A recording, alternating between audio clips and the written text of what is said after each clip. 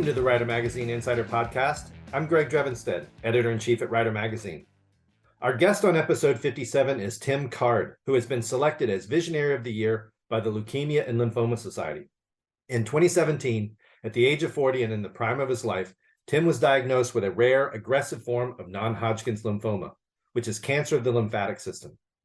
Tim's a family man with 5 children, and he was the owner of a CrossFit gym in Lancaster, Pennsylvania. Tim's cancer proved to be unresponsive to chemotherapy. He underwent an experimental treatment that was effective, and a year after his diagnosis, Tim was in remission, and he's been cancer-free ever since.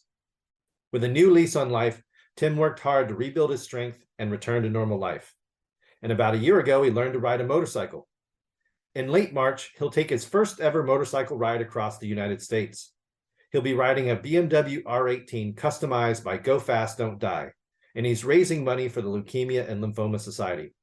The Society's mission is to cure leukemia, lymphoma, Hodgkin's disease, and myeloma, and improve the quality of life of patients and their families.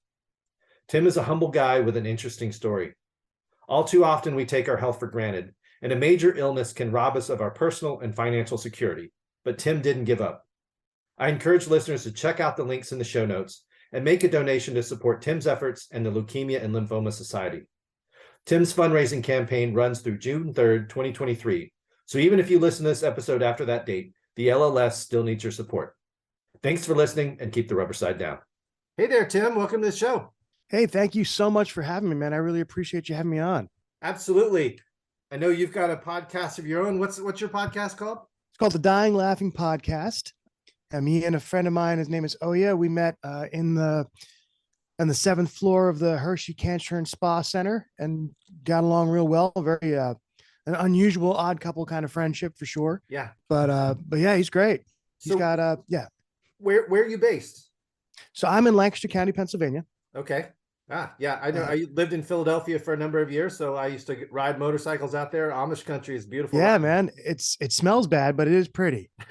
Exactly. You know, it's funny. One of my riding experiences I will never forget is when I lived in Philadelphia. It was like a November weekend, and it was unusually warm and sunny that day. I was like, oh man, I'm feeling a little bit cooped up. I was in grad school back then, and I was like, I got to go for a ride. And I rode out to Lancaster County. And it started to get cold towards the afternoon, and I needed to get an extra layer.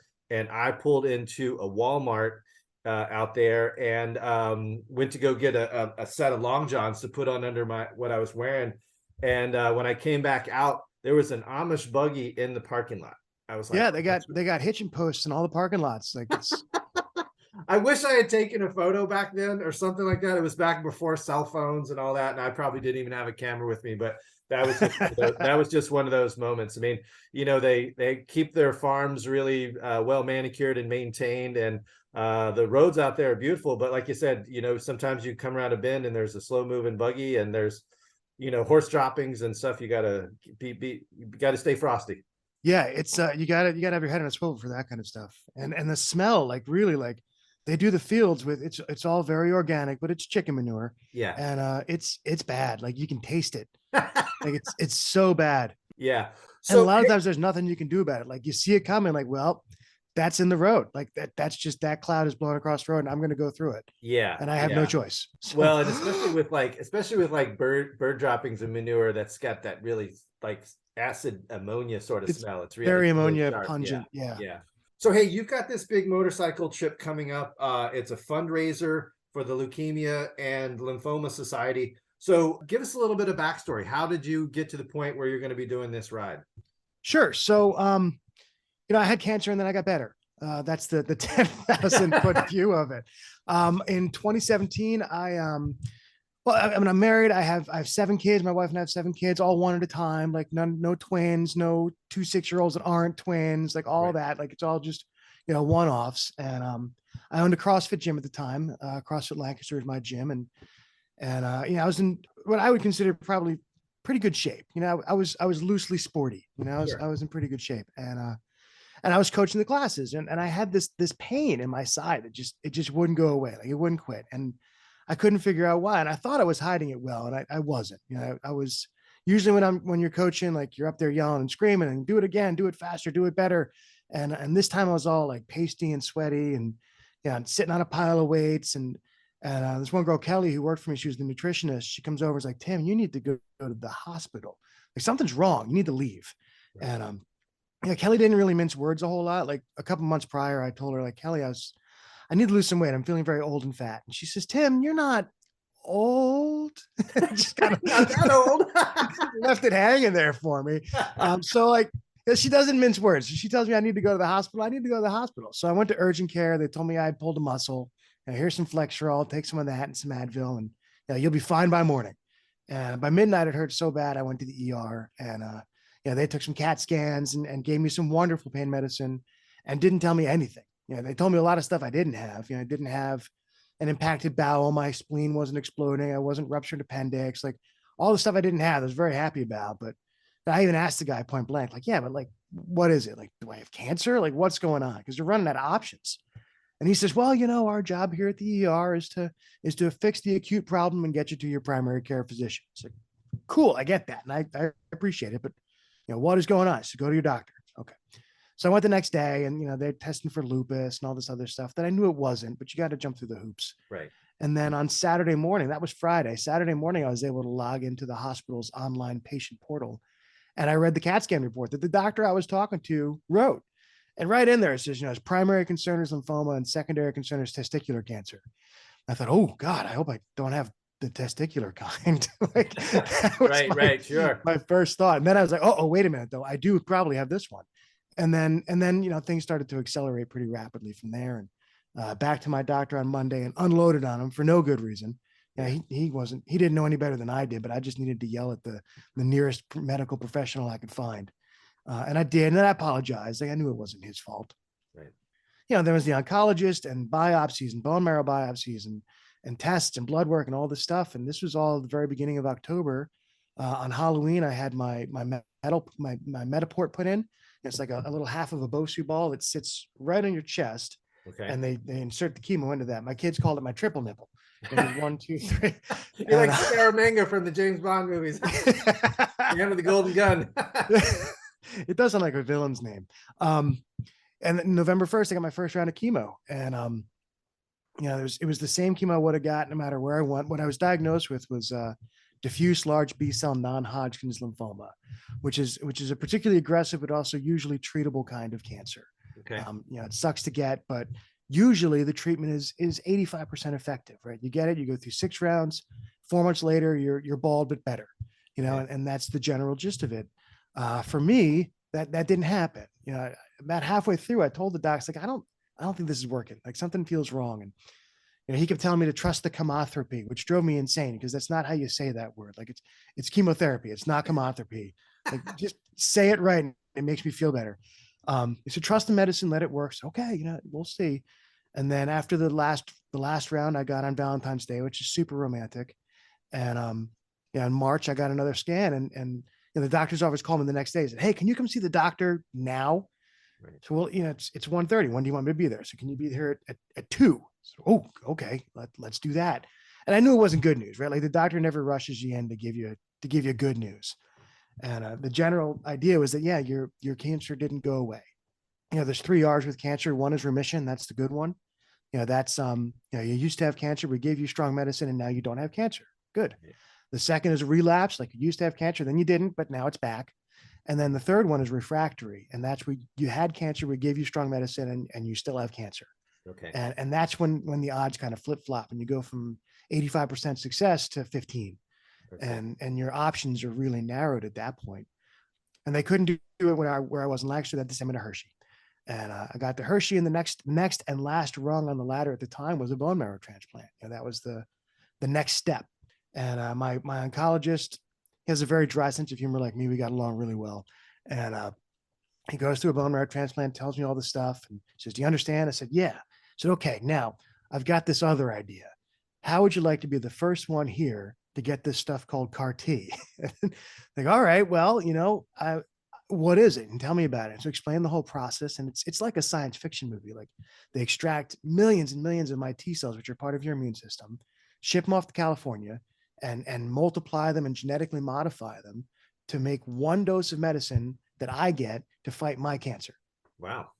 Yeah, it's crazy. It's crazy what they do. And so the doctor says, what do you think about that? And I said, well, I know that the first time that I've done something has almost never been the best time that I've done something. Right, right, So I'm a little nervous about that. But right. the the idea of being on the cutting edge of it was exciting. And the recovery time, the downside was better. A big part of the decision was managing the back end. Like, what happens if whatever the next step is doesn't work? What do I do? Right. If I got the CAR T and for some reason it didn't work, I still have cancer, I could stay where I was and get a bone marrow transplant. Okay. So I could stay with my doctors. I could stay 25 minutes from my house. All that stuff was great. But if I got a bone marrow transplant and that didn't work, I'd have to go somewhere else for the next step. And I didn't know where that would be. I see. So, logistics, it was a lot easier. And then the recovery time, with the bone marrow transplant, they talk in terms of months and years before you're yourself again. And with a bone marrow transplant, I mean, it kind of just completely like takes your immune system out and does a full reset. Is that kind of what it is? Is that it's exactly what it is. So it makes you kind of vulnerable though, but it's basically hoping to sort of like clear everything out and then you rebuild it back. Is that correct? Right. And it's an organ transplant. It really is. Like right. They suck out, they kill as much of your bone marrow as you can, and then they put new stuff in. And I'd had to get it from somebody else. My white blood cells, my immune system was clearly asleep at the wheel. Right. So we wanted somebody else to get going with it.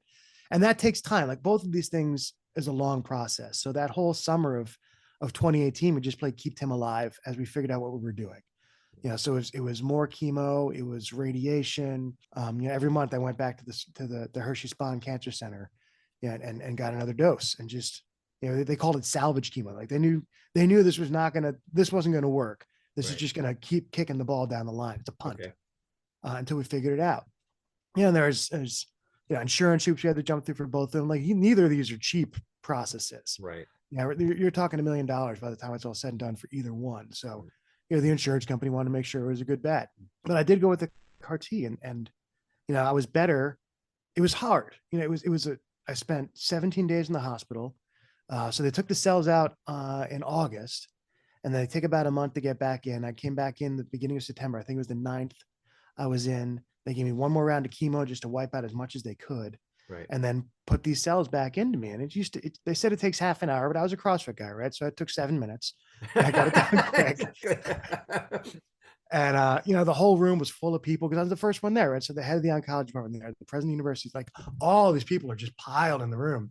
My wife is there, and then it was over for the day. Like, it was kind of anticlimactic. Like, they pumped it in, and it's okay. Well, have a good day. We'll see you later. But the side effects came the next day, and it was 17 days where the first day was fine, and then I got they called it a cytokine storm, where you essentially have a horrible flu-like response. Like, these cells are now different enough that my body, even in its ruined state, put up a valiant effort to do something about it.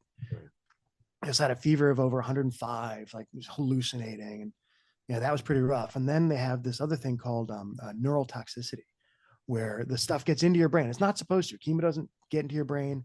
Your body found out a long time ago that your brain and your balls are important, and there's a barrier, and a lot of that stuff doesn't get through there, but this stuff does. And so I was in the ICU for 6 days. I had to learn how to walk again. It was bad, but then I was better. I got out in October, and by the end of November, I was declared cancer-free. So this is timeline wise, you were diagnosed in the fall of 2017. So you're a little over a year from your initial diagnosis to being declared cancer-free. Wow. Yeah. And 10 years ago, this was a death sentence. Right.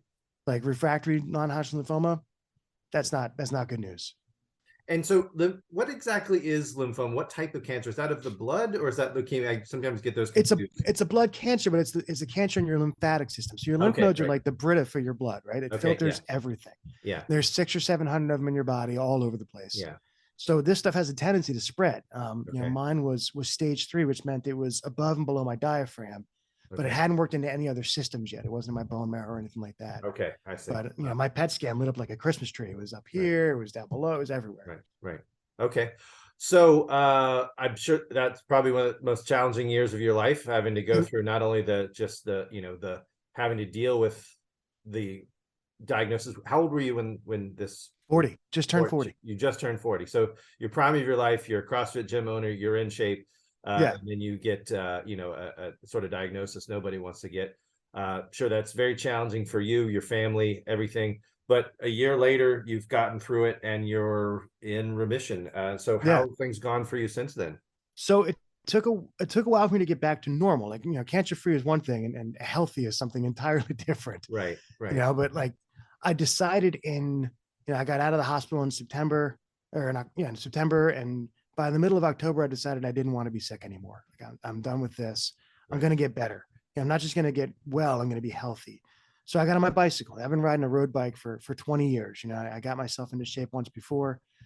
So I got on my road bike and I had, a setup in the garage, and I wasn't on the road. Like, I couldn't balance, Yeah. but I got on my trainer and I rode for 5 miles, and it took me almost an hour. And I thought, man, the medicine might not have killed me, but this might. And Good thing then you the didn't have next, an assault bike in your garage. seriously, right? Like, no, thank you. So I didn't like them in the best of times. I definitely Yeah, was going to exactly. get one then.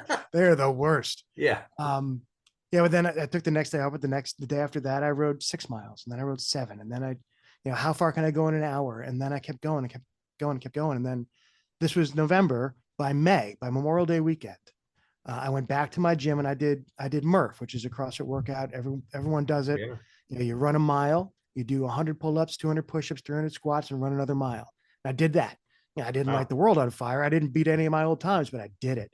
Right. And then I also did this bicycle ride called the Fools Classic, which was 75 miles, 7,000 feet of elevation gain, 25 miles of gravel roads.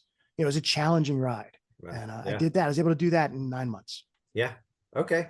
So you've got this ride coming. So so you basically kind of you slowly got yourself back into shape, but have you had no relapses? You've basically remained cancer free since that late fall of 2018. So we're 5 cancer years free. now. I'm almost Wow. 5 years out. Every 6 months I go now and I sign a new 6-month lease on life. Yeah. So I just got one signed in February. So I'll go back again in August and see how we're doing. Right. So, so how does how does this motorcycle ride fit into your things? So I'm riding a bike from Los Angeles back home to Lancaster County. And the way that happened is it was with the LLS. I was in 2019, they asked me to participate in some fundraising stuff. I was their honored hero for Lancaster. I raised a couple $1,000s and stayed involved with them throughout. And then I was also involved with another company that I'm not with anymore. But they were flying me out to California to do some training stuff and to see the people at the pharmaceutical company that made my dose. Like, I spoke to them a year ago too. That was really cool. Like, I got to talk to a room full of people that saved my life, which was a wild experience. But this company was going to fly us out to LA and do some training and all that stuff. And I was thinking, I bet if I ride my own motorcycle back, they'd pay me for the miles. So I could, so I bet I can ride my bike across the country and make money on it. So I talked to them and they said they'd probably do something like that. And I soft sold the idea to my wife, and it wasn't an immediate no. It wasn't an enthusiastic or overwhelming yes, but it wasn't no right away. But that idea was kind of kicking around in our head. And then LLS called and said, hey, you were nominated for this Visionary of the Year, which is a much bigger fundraising opportunity. It's a national event, and it kicks off on March 23rd and goes until the 3rd of June. Last year in Central Pennsylvania, they raised almost $500,000. Wow. And that's happening all over the country. So it's a huge event. The LLS does so much good work with research and funding grants and taking care of patients and scholarships and bills and transportation, all that stuff. Like, on both sides of the equation of finding things to make you better, and then also finding things to help you get better at the same time. So I asked her when is this? March 23rd, and all kinds of alarm bells started to go off my head. Like, I'm going to be in California. I have an idea. So this is how I'm going to raise money. I'm going to do this thing. I'm going to ride a motorcycle across the country and stop along the way at interesting places and try to get 500 people to give me $100 as I get across the country. And the route started coming together from there. Trisha, my wife, was much more on board now that this was something more than just, daddy gets to do something cool for a week while she's at home with all the kids. Right. Which is a hard sell. I get that. Sure. Yeah, absolutely. Yeah. So what motorcycle were you planning to ride? I know you're riding a different motorcycle than your original plan. So was it the bike in your garage you were going to ride? That was the original plan, was my old Yamaha Virago 1100 with 25,000 miles on it. And the guy, I bought it used, and the guy that had it before me used it a lot. And I don't think he did a great job with a lot of the maintenance. I've had to do a lot of stuff over that he did. So I'm a little Okay. nervous about taking that bike. Right. And I reached out to a bunch of different manufacturers with no success. Okay. Yeah, at all. Yeah. A couple of people kicked me around. I had one conversation with one company that started off good, but then it kind of fizzled. And so but I reached out to a bunch of different companies just for helping out and getting the word out, doing stuff like this, being on podcasts and Right. YouTube channels. And one of them was Go Fast, Don't Die. And, this great motorcycle brand, not motorcycle, but a kind of a lifestyle brand. And, Sure. very much on brand with me, with the idea of seizing today and this is what we've got and make the most of it. And like, go make new old friends and, like that kind of stuff, like Right. very much in line with where I find myself. And we were talking, they said, yeah, we would love to be involved. What bike are you riding? I told him, I said, well, would you be interested in borrowing ours? I said, absolutely. I would be interested. What do you have? Like, I almost didn't care what it was. Like, what do you got? Right. So if you heard of the BMW R18, I said, yeah, I've heard of that bike. That would be amazing. So they have this beautiful, Go Fast, Don't Die, customized R18 that I'm going to be picking up in LA on the 22nd and riding back across the country. It is beautiful. Wow. So we're recording this on the 15th. And so you're basically looking at about a week out. You'll be out in California and picking up this bike. And then how long are you going to take for your ride back to Pennsylvania? I'm hoping to be home on the 1st of April. Okay. So 22nd, I arrive in LA. 23rd, I'm hoping to do some cruising around LA, go up and down the Pacific Coast Highway a little bit, like that kind of stuff, like see the sights. Yeah. And then from there, the first day I go to Phoenix. Okay. My son Colby lives out there. He's got a bike too. So we're going to ride out into the mountains and do some hiking up there in Phoenix on the 25th. The 26th, I'm heading all the way out from there to Roswell, which is going to be one of my longer days. It's a little over 500 miles. Okay. So it's going to be a slog. Yeah. But I think I can do it. I think I can get there. So visit the aliens in Roswell. From there, hopefully I'll see one. Yeah. Maybe they'll give me some money. Who knows? From there, I'll go to Dallas, visit some friends in Dallas. That's another long day. It's not quite as long, but it's pretty close. But then I got a couple of short days. From there, I go to Austin in the morning, and I'm meeting up with a couple of YouTubers. And we're going to do some video recording out there in Austin, and then on to Dallas that night, spending some time with the guy I met when I was sick. Actually, he gave me this T-shirt, and I was sick. Another CrossFit guy that had lymphoma, so we're going to get together and have some time there. Then on to Covington, Louisiana, which is just north of the lake from New Orleans. I've got a bunch of college friends from there that I'm going to meet. And then from there to Atlanta, which is kind of a long day too. Sure. I've got some family and friends in Atlanta, so I'm going to stay there. Atlanta to Charlottesville, Virginia. Okay. And then Skyline Drive up to Front Royal, and then probably just get on 81 and come home. Yeah. Oh, that'll be a beautiful Skyline Drive. Yeah, absolutely. Yeah, it'll be nice. My son's coming down there, and another friend of mine's going to meet me down in Virginia, so we'll do that together. Nice. Well, I understand that you've got to take a bit of a southern route since it's March, as the Rockies could be it's cold. It's not cold, but yeah, some of the roads would have snow on them. And weirdly, it's a rainy day here in California. I mean, people probably heard on the news. We've just had this unusually wet and snowy, depending on where you are.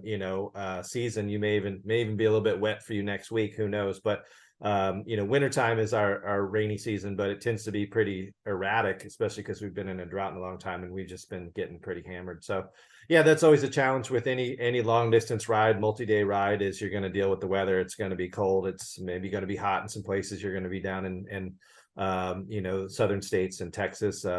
Imagine you'll have some wind, all kinds of stuff. So probably. So what are you doing to sort of prepare yourself and to get ready to carry what you need to get? Are you any support, or are you just going to be totally solo on this ride? No support to speak of. Yeah, there's no follow car or anything like that. It's really just gonna be me and anyone else I can pick up along the way that wants to go for a motorcycle ride. I'm packing light.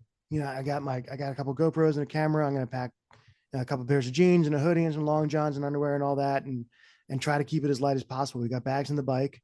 Okay. But I'm really trying to go lean and mean on this whole thing. Sure. And not get bogged down a lot. I could probably use some rain gear. That's not a terrible idea. Yeah. Try and find some of that before I go. Yeah. It's something like some frog togs or some sort of rain suit. That's the one thing, like whatever gear you're wearing, like a rain suit will not only keep you dry, but it keeps the wind off you. It keep you warmer if you need it. So yeah. it'll be indispensable. So absolutely. And you can even get some boot covers. Like if you go to a, I don't know, a cycle gear store or someplace like Mhm. that, some glove covers and boot covers, because those are just as important as the top and bottom of the. Yeah, I've been stuck in the rain a couple times. It's not my favorite. Yeah. It's and my bike and the one I'm riding too, like neither of them have really a fairing to speak of. Like you're just out there. Right. This one's got a little fairing in the front, and those huge boxer twin cans are sitting out the side, but Yeah. they're not going to keep you dry.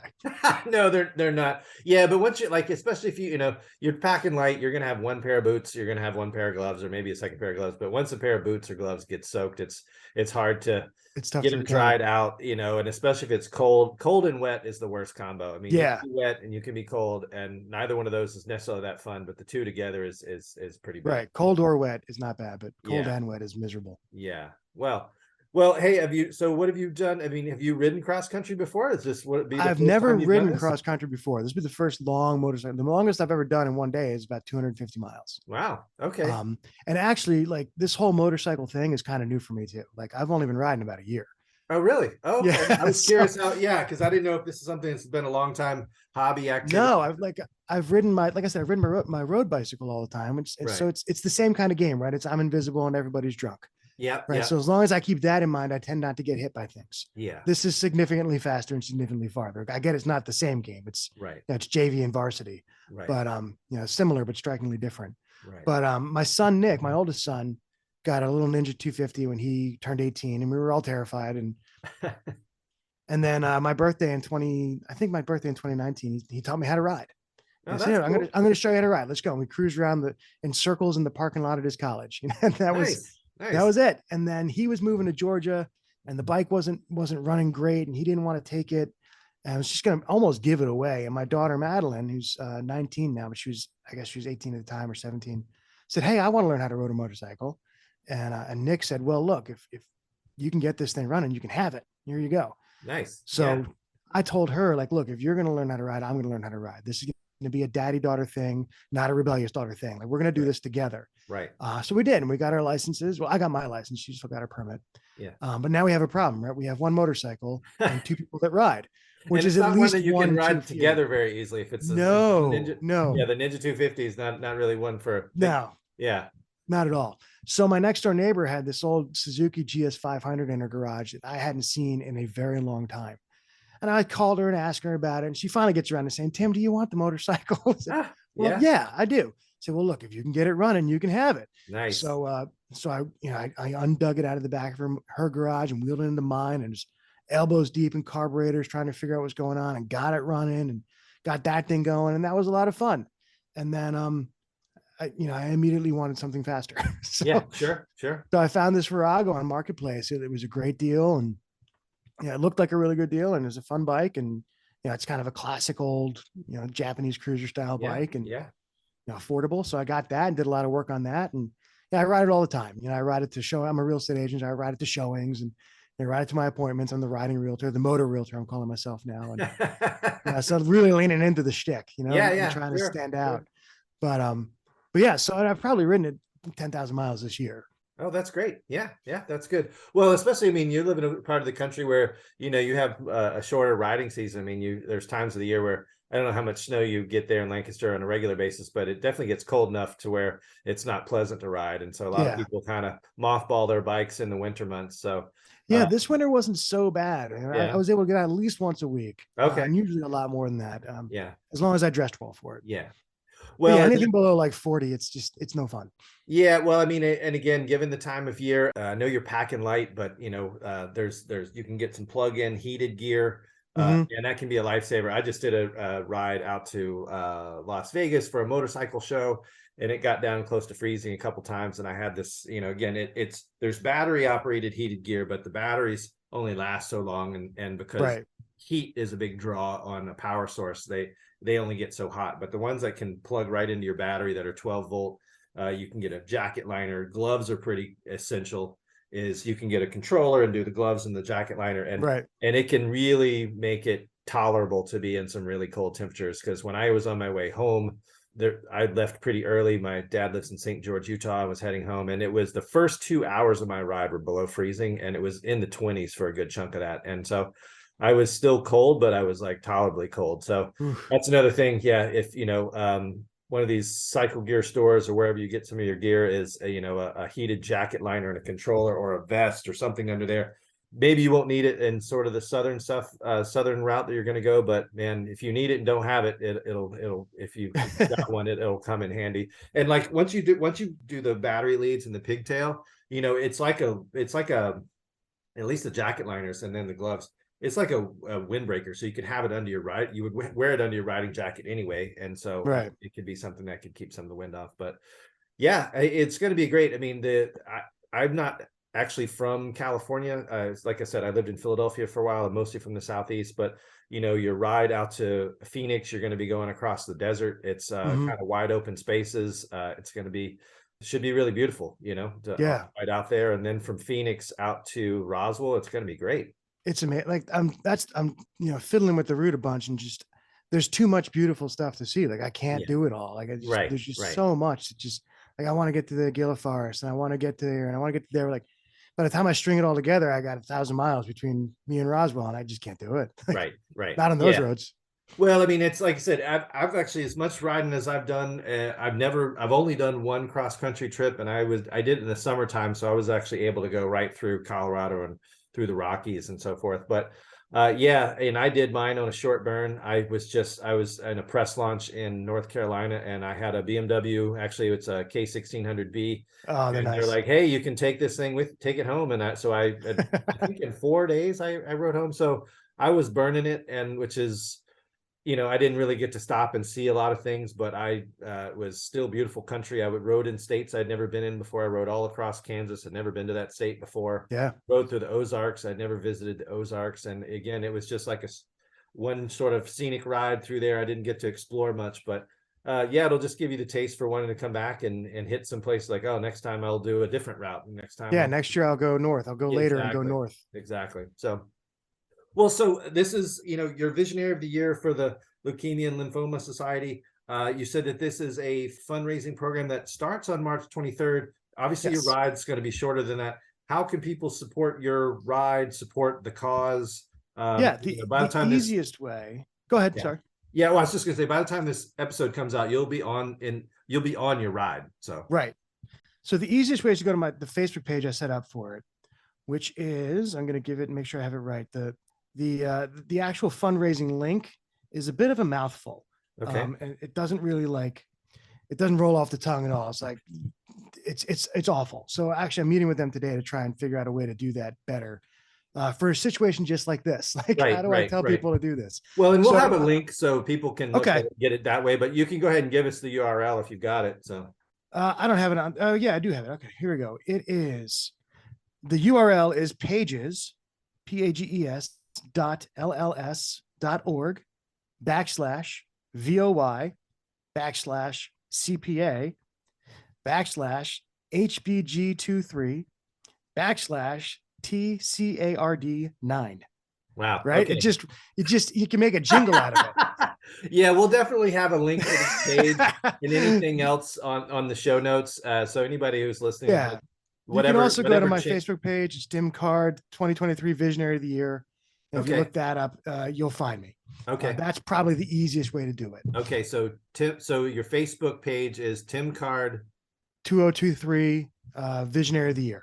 2023 Visionary of the Year. Okay. Again, we'll have a link to that page as well. But yep, I'll send anybody that's listening, whatever channel you're on, there'll be a link that you can access in the show notes. So, this is for a great cause. Like you said, the Leukemia and Lymphoma Society, it sounds like it does a lot to support people such as yourself in terms of their care and needs, and so fundraising is a big part of that, the generosity of people. And we've talked about this on the show a number of times. Actually, I interviewed Kyle Petty. He does his charity ride across America. Yeah, I just listened to that.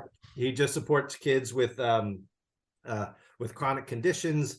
There's Toys for Tots every year. There's all kinds of veterans causes. I mean, that's the thing. Motorcyclists really like to come together and support each other. So we definitely want to support you and what you're doing. And I think it's great that you're going to be able to do this ride and do it on a cool motorcycle. It's such a cool bike. I've ridden several versions of the R18, and it's a great bike. And, it's good for the open road. It's a big cruiser, huge engine, 1800 cc, opposed twin. I've had cars with smaller engines than that. Exactly. Yeah. So, Yeah, I mean, the cancer is a lot of things, right? But cheap isn't one of them.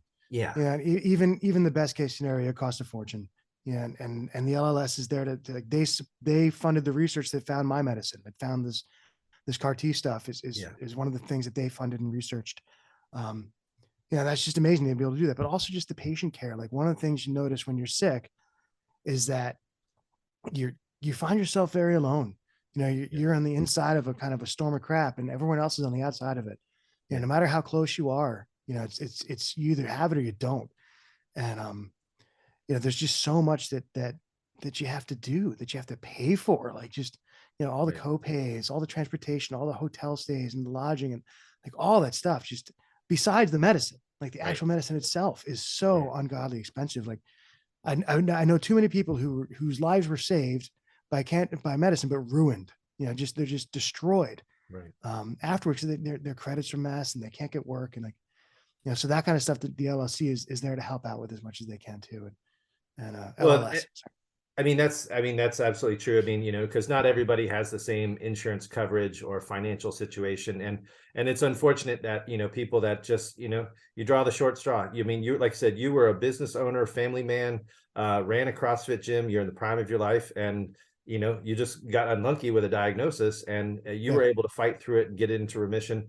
Sounds like you've prevailed, but there are many people that, like you said, it is very challenging, not just the emotional burden of the care and treatment on a family, but the financial burden is absolutely huge. And it's unfortunate, so to be able to support, for those that, can support other people and their causes, such as yours, please do so. If you're listening, again, Tim's the visionary of the year for 2023 for the Leukemia and Lymphoma Society. He's doing a fundraising ride.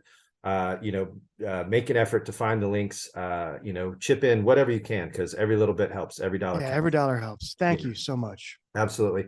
Well, hey, Tim, you reached out to me and you said you had a story to tell, and I'm really glad that you did. I'm glad to be able to have a conversation with you. I want to know more about your ride. As I said, please try to take as many photos as you can along the way. I'd love to, maybe put a story in the magazine about your experience. This is your first cross-country ride. You're doing it on a cool bike. You're doing it for a great cause. So if there's any way that we can follow you, basically, will there be some updates on your Facebook page? Or are you going to be kind of doing some we're going to put updates on the Facebook page and on Instagram too. I have an Instagram page and then a YouTube channel called A Better Place to Be. Okay. My whole thing after this was to make the world a little bit better than it was, and I found it.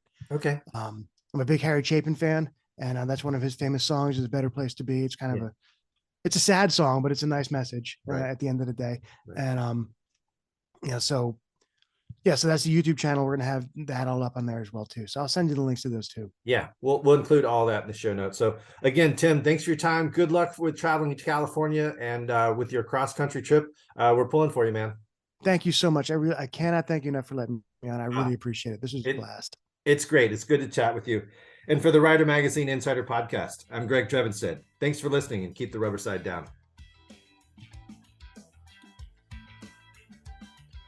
If you've enjoyed listening to the Rider Magazine Insider Podcast, please subscribe, leave us a positive rating, and tell your friends.